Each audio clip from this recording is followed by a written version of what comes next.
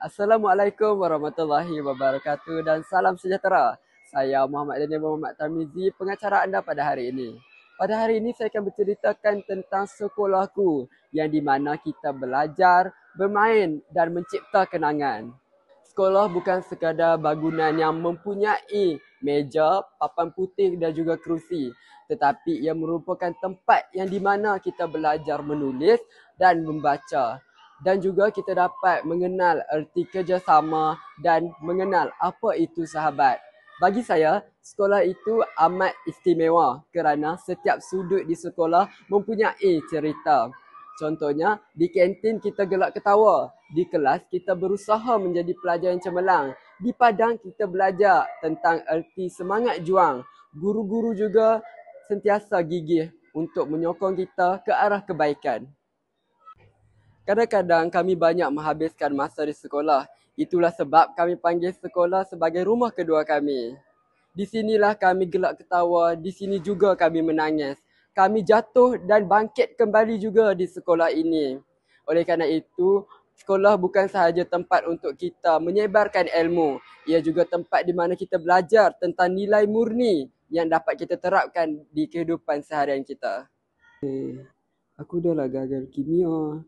Lepas tu formula apa pun aku tak faham sekarang ni.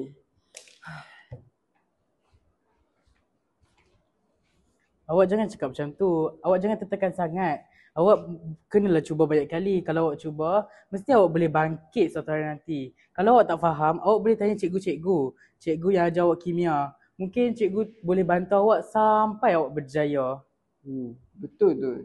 Di sini saya pernah kecewa, saya pernah gagal. Tetapi guru tidak pernah berputus asa dan mereka percaya bahawa satu hari nanti kita semua akan berjaya.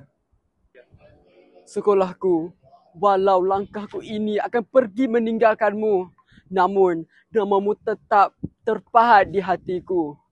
Engkaulah menjadi saksi di jatuh dan bangunku. Engkau juga menjadi pelita di mana aku hilang arah. Sekolahku, terima kasih akan kubawa namamu dengan penuh bangga ke mana jua aku berada.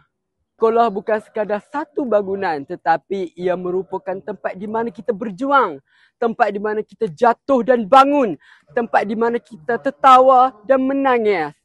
Bak kata peribahasa, tempat yang jatuh lagi dikenang, ini kan pula tempat kita bermain.